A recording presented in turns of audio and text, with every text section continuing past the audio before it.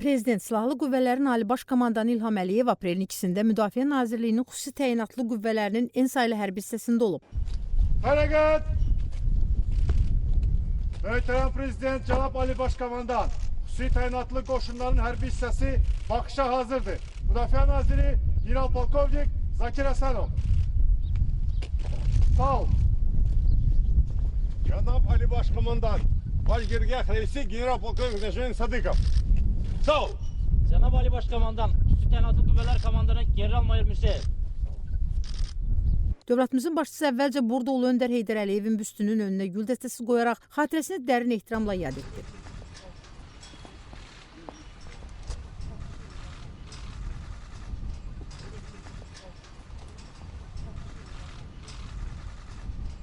Müdafiə Naziri Zakir Həsənov, Prezident, Silahlı Qüvvələrin Ali Baş Komandanı İlham Əliyevə hərbi hissədə aparılan yenidən qurma işləri barədə məlumat verdi. Bildirildi ki, bu hərbi hissənin ərazisində qərargah binası, yeməkxana, əskər yataqxanası yenidən qurulub, müasir təlim mərkəzləri yaradılıb. Hərbi hissənin ərazisində eyni zamanda burada xidmət edən ailəli hərbi qulluqçular üçün yeni yaşayış binaları, subay hərbçilər üçün isə müasir tələblərə cavab verən yataqxanalar inşa olunub. Dövlətimizin başçısına məlumat verildi ki, burada yeni binaların da tikintisi nəzərdə tutulur. Sonra Prezident İlham Əliyev hərbi hissənin xüsusi hazırlıq təlim meydanında xüsusi təyinatlıların döyüş hazırlığını izlədi.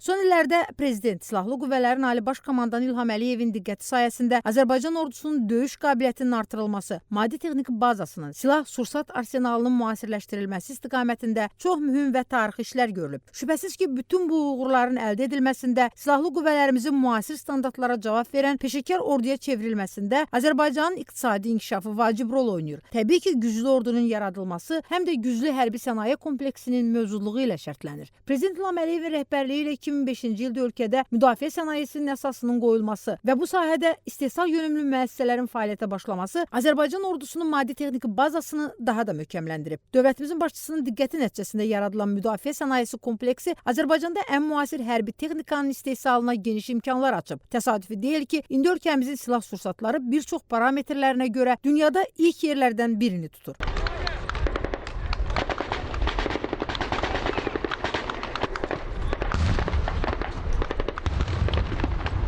Azərbaycanda ordu quruculuğuna dair bütün mühüm tədbirlər ardıcıl surətdə dünya təcrübəsi nəzərə alınmaqla həyata keçirilir. 2003-cü ildən Azərbaycan Respublikası Silahlı Qüvvələrinin Ali Baş Komandanı Prezident İlham Əliyevin rəhbərliyi ilə Silahlı Qüvvələrin maddi texniki bazasının möhkəmləndirilməsi istiqamətində atılan addımlar bugün milli ordumuzun dünyanın ən qüdrətli ordularının sırasına daxil olmasına imkan yaradıb. Görülən işlərin nəticəsidir ki, bugün Azərbaycan Silahlı Qüvvələri dünyanın ən güclü 50 ordusunun sırasındadır. Bu faktı beynəlxalq hərbi tədqiqat mərkəzləri də təsdiqləyir. Şübhəsiz ki, Azərbaycan bu uğura hərbi potensialının gücləndirilməsi, qoşun birləşmələrinin döyüş hazırlığının müasir standartlar səviyyəsində qurulması sayəsində nail olub. İndiyədək ordunun döyüş qabiliyyətinin daha da artırılması, əməliyyat işləri üzrə hazırlığın gücləndirilməsi, idarəetmənin təkmilləşdirilməsi ilə bağlı birlik və birləşmələrin xeyli sayda komanda qərargah təlimi keçirilib. Bu təlimlərə silahlı qüvvələrin müxtəlif qoşun birləşmələri cəlb olunub. Ordumuzun gücünü son illərdə keçirilən hərbi paradlarda nümayiş etdirilən canlı qüvvə və hərbi texnikadan da görmək olur. Bu hərbi texnika ilə Azərbaycan ordusu Ali Baş Komandanın əmrinə əsasən istənilən an düşmənə sarsıdıcı zərbə vuraraq torpaqlarımızı işğaldan azad etmək iqtidarındadır. Bunu 2016-cı ildə cəbhədə baş verən hadisələr də göstərdi. Azərbaycan qoşunlarının mövqelərini dağıdıcı silahlardan, ağır artilleriyadan atəşə tutan düşmən layiqli cavabını aldı. Bu döyüşlər Azərbaycan ordusunda yüksək mənəvi psixoloji hazırlığın olduğunu üzə çıxardı. Aprel döyüşlərinin ən mühüm nəticəsi həm də ondan ibarət oldu ki, Ağdərənin, Cəbrayılın, Füzulinin işğaldan azad olunmuş ərazilərində Azərbaycan bayrağı dalğalandı. Mətin ordumuz 1992-ci ildən erməni silahlı birləşmələrinin işğal etdiyi Şərur rayonunun Günnüt kəndini də qəhrəmanlıqla azad etdi. Əlahiddə ümumqoşun ordusunun əks həmləsi nəticəsində Xunut dağı və Ağbulaq yüksəkliyi, Qızılqaya dağı və Mehridağ işğaldan azad olundu. Ümumilikdə 11 min hektara yaxın ərazi nəzarət altına alındı. Bütün bu uğurlar isə Azərbaycan ordusunun qüdrətini göstərir. Çünki ölkəmizin güvənc yeri, qürur, ləyaqət rəmzi və özünə təsdiq imkanı olan Azərbaycan ordusu xalqımızın milli düşüncəsində ali və müqəddəs ucalıqda dayanır. Dövlətimizin varlıq, mövcudluq və milli kimlik meyarı kimi çıxış edir. Xalqımızın silahlı qüvvələri olan inamı isə ölkəmizin milli təhlükəsizliyinin təmin olunmasında ordunun şəxsiyyətinə böyük etimad yaradır. Sonra Prezident İlham Əliyev hərbi qulluqçularla görüşdü. Əziz zabitlər, mən sizi ürəkdən salamlayıram. Bugün hərbi hissə ilə tanışlıq məndə çox xoş təəssürat bağışladı. Son illərdə hərbi hissə əsaslı şəkildə yenidən quruldu.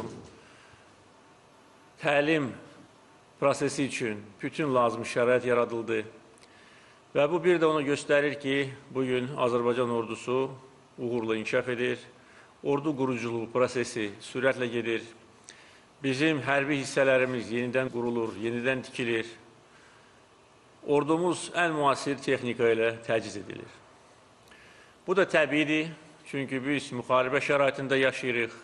Müharibə hələ bitməyib, müharibənin birinci mərhələsi başa çatıb və bugün Azərbaycan ordusu dünya miqyasında güclü ordular sırasındadır. Aprel döyüşlərindən 3 il keçir. Aprel döyüşləri tariximizin şanlı səhifəsidir. Döyüşlər zamanı itkilərimiz də olub.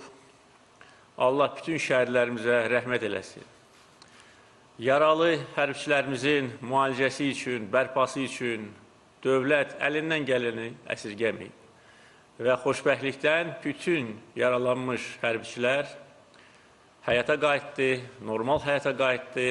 Onların müalicəsi üçün, bərpası üçün, aktiv həyata qayıtması üçün bütün lazım işlər görülmüşdür. Aprel döyüşləri bizim böyük tarixi qələbəmizdir. Müasir tariximizdə ən uğurlu hərbi əməliyyatlardan biridir. Yaxşı bilirsiniz ki, döyüşlərə qədər Ermənistan silahlı qüvvələri işğal edilmiş ərazilərdən bizim yaşayış məntəqələrini, hərbi mövqelərimizi daima atəşə tuturdu. Ermənistanın təhribatının qarşısını almaq üçün Azərbaycan ordusu çox uğurlu əməliyyat keçirib və vaxtı ilə işğal edilmiş Ağdərə, Füzuli, Cəbrayıl rayonlarının bir hissəsini işğalçılardan azad etmişdir.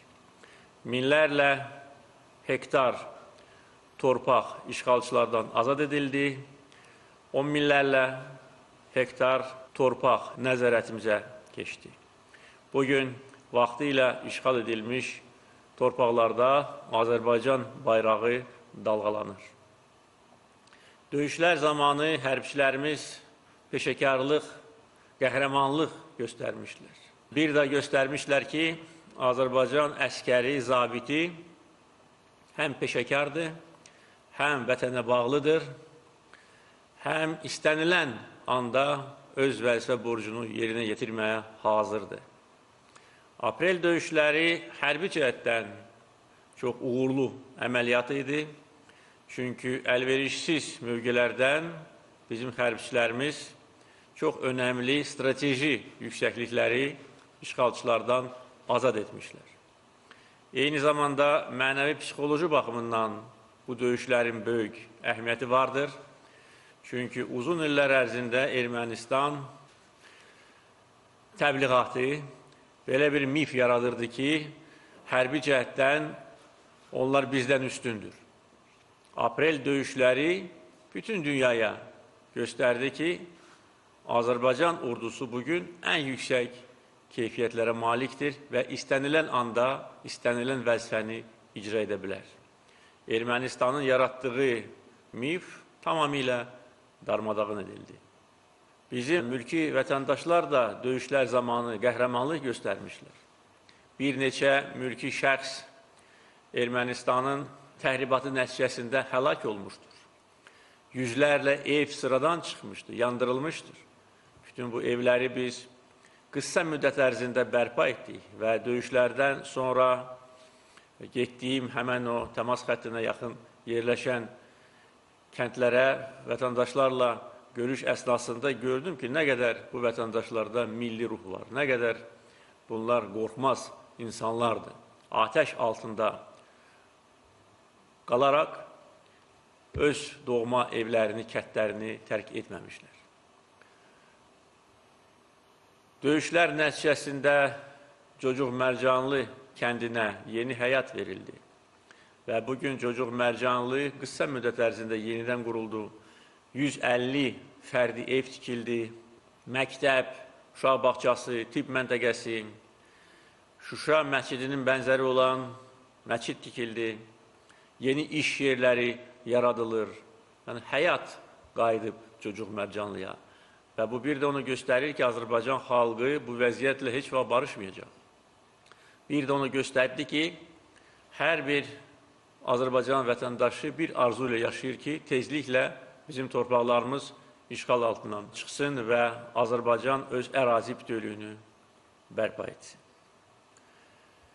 Əfsuslar olsun ki, müstəqilliyimizin ilk illərində bizim torpaqlarımız işğal altından düşmüşdür. Bunun səbəbi də ondadır ki, o vaxt hakimiyyətdə olan qüvvələr öz yaratmaz fəaliyyəti ilə imkan verdilər ki, Ermənistan torpaqlarımızı zəbt etsin. AXC Müsavat cütlüyünün xəyanətkar fəaliyyəti nəticəsində işğal edilmiş torpaqlarda Ermənistan silahlı qüvvələri möhkəmləndi. Ermənistanla Dağlıq Qarabağ arasında canlı bağlantı yaradıldı və imkan verdi ki, düşmənə ki, öz işğalçılıq siyasətini davam etdirsin. Ancaq Ulu Öndər Heydər Əliyev hakimiyyətə qayıdandan sonra vəziyyətdə dəyişiklik edildi. Uğurlu Horadiz əməliyyatı aparıldı. Horadiz əməliyyatı nəticəsində 20-dən çox yaşayış məntəqəsi işğalçılardan azad edildi və bugün Horadiz şəhəri və həmən o kəndlər çiçəklənir, canlanır. Orada ən yüksək səviyyədə işlər görülür. Və ordu quruculuğu prosesinə start verildi. Və bugün ordu quruculuğu baxımından Azərbaycan dünyanın güclü ölkələrdəndir. Qeyd etdiyim kimi sonuncu reytingə görə Azərbaycan ordusu dünya miqyasında öz potensialına görə 52-ci yerdədir. Keçən il keçirilmiş 2 hərbi parad bizim hərbi qüdrətimizi göstərdi. Ordumuz üçün ən müasir silahlar, texnikalar alınır. Ordumuzun döyüş qabiliyyəti artır və aprel döyüşləri bunun bariz nümunəsidir. Ordumuz üçün nə lazımdırsa onu biz edirik və edəcəyik. Və keçən il uğurlu Naxçıvan əməliyyatı keçirilmişdir. Bu əməliyyat nəticəsində strateji yüksəklərə biz sahib olmuşuq və bu yüksəkliklər imkan verir ki, biz çox böyük əraziyə nəzarət edək. Və uğurlu Naxçıvan əməliyyatı bir də göstərdi ki, ordumuz peşəkardır, ordumuzun döyüş qabiliyyəti yüksək səviyyədədir. Bütün bunlar reallıqdır. Bugün Azərbaycan ordusu ilə hər bir Azərbaycan vətəndaşı haqlı olaraq fəxr edə bilər. Və biz fəxr edirik. Əskərlərimizlə, zabitlərimizlə və Azərbaycan ordusu dövlətimizin ərazi bütövlüyünün qorunması işində əsas rol oynayan amildir. Hərbiçilərin məişət problemləri həll olunur. Buna da böyük diqqət göstərilir. Keçən ilin sonunda 300-dən çox hərbiçiyə yeni mənzillər verildi və bugünə qədər yüzlərlə hərbiçi dövlət tərəfindən mənzillərlə təmin edildi. Bu proses davam etdirilir. Eyni zamanda hərbi hissələrin yenidən qurulması prosesi geniş vüsət almışdır. Son illərdə bir çox hərbi hissələrin, şəhərciklərinin açılışında olmuşam və hər yerdə səviyyə yüksəkdir, şərait çox gözəldir. O cümlədən bu hərbi hissədə. Burada əvvəlki illərdə olan vəziyyəti əks etdirən fotoşəkillər mənə təqdim edildi. Əlbəttə ki, vəziyyət çox ağır idi. Ancaq bugün qısa müddət ərzində mənim xüsusi tapşırığım əsasında hərbi hissə demək olar ki, yenidən quruldu. Yaxşı şərait yaradıldı. Həm burada çalışanlar, həm burada yataqxanalarda qalanlar, hər kəs üçün gözəl şərait yaradıldı. Onu da bildirməliyəm ki, bizim hərbi hissələrimizdə, mülki işlərdə, mülki vətəndaşlar çalışır. Bu da yenilikdir və beləliklə biz hərbiçiləri onların əsas vəzifə borcuna yönəldirik, onların fəaliyyətini eyni zamanda 20 minə yaxın mülki şəxs işlə təmin edilmişdir. O ki, qaldı Ermənistan-Azərbaycan Dağlıq Qarabağ münaqişəsinin həllinə, burada bizim mövqeyimizdə heç bir dəyişiklik yoxdur. Bu münaqişə yalnız ölkəmizin ərazi bütövlüyü çərçivəsində öz həllini tapmalıdır. Dağlıq Qarabağ bizim əzəli torpağımızdır, tarixi torpağımızdır. Əsrlər boyu xalqımız bu torpaqlarda yaşayıb, qurub, yaradıb. Bugün bütün dünya Dağlıq Qarabağı Azərbaycanın ayrılmaz hissəsi kimi tanıyır.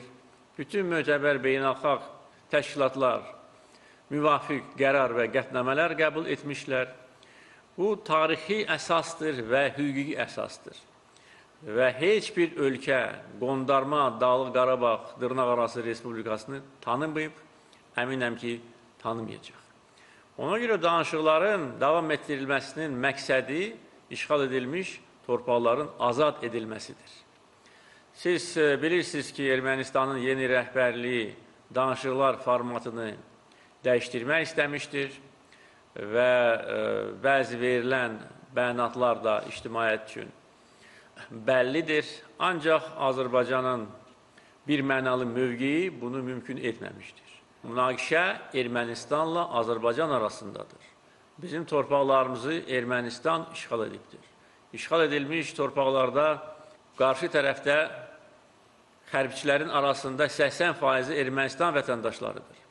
Ona görə danışıqlar prosesi də iki ölkə arasında aparılmalıdır və aparılır. Və son Viyana görüşü o cümlədən ona görə önəmlidir ki, bu mövcud olan formatı bir daha təsdiqlədi və həm Xarici İşlər Nazirləri arasında aparılan danışıqlar, həm də ki, rəhbərlik arasında keçirilmiş görüş bir daha onu göstərir ki, bu Ermənistan-Azərbaycan münaqişəsidir. Və biz hər dəfə bu münaqişə ilə bağlı sözümüzü deyəndə münaqişəni belə də adlandırırıq. Ermənistan-Azərbaycan Dağlıq Qarabağ münaqişəsi. Haqq, ədalət bizim tərəfimizdədir. Tarixi həqiqət bizim tərəfimizdədir. İqtisadi güc də, hərbi güc də bizim tərəfimizdədir. Və son illərdə görülmüş işlər, hərbi sahədə aparılan islahatlar, hərbi gücümüzün artırılması, həm siyasi meydanlarda, həm döyüş meydanlarında qələbələr bizi daha da ruhlandırır, daha da gücləndirir. Siz burada xidmət göstərən hərbiçilər öz vəzifə borcunuzu çox yaxşı bilirsiniz, yaxşı başa düşürsünüz. Siz ən ağır döyüşlərdə iştirak etmişsiniz, qəhrəmanlıq, şücaət göstərmişsiniz. Dövlət sizin fəaliyyətinizi yüksək qiymətləndirir. Mən sizi əldə edilmiş uğurlar münasibəti ilə təbrik edirəm. Sizə və ordumuza yeni uğurlar, yeni qələbələr arzulayıram. Sağ olun. Müdafiə naziri Zakir Həsənov şəxsi heyət adından ordu quruculuğuna göstərdiyi diqqətə görə Ali Baş Komandana minnətdarlığını bildirdi. Cənab Ali Baş Komandan, bütün şəxsiyyəti adından, Azərbaycan ordusunun şəxsiyyətindən sizə dərin minnətdarlığımızı bildiririk. Orduda keçirilən islahatlar ordunun döyüş qabiliyyətinin artırılmasına, nizam-intizamın güclənməsinə və şəxsiyyətin sosial bazasının yüksək səviyyədə təşkil olunmasına yönəlibdir. Bugün Azərbaycan ordusunun bütün uğurları yalnız bu islahatlar nəticəsində mümkün olmuşdur. Bugün şəxsiyyət sizin orduya göstərilən diqqət və qayğını gündə öz üzərində hiss edir və sizin etimadınızı doğrultmaq üçün hər an, hər bir əmrinizi yerinə yetirməyə hazırdır və qadirdir. Diqqətinizə görə çox sağ olun. Sonra Prezident İlham Əliyevə xüsusi təyinatlıların geyim formaları, xüsusi təchizatı və ərzaq normalarının nümunələri təqdim olundu. Yüksək döyüş qabiliyyəti, mənəvi psixoloji hazırlığı və vətənpərvərliyi ilə seçilən Azərbaycan ordusunun hərbi qulluqçularının sosial məsələlərinin həlli, onların xidmət keçmə və hazırlıq səviyyələrinin daha da yüksəldilməsi istiqamətində son illərdə dövlətimiz tərəfindən mühüm addımlar atılıb.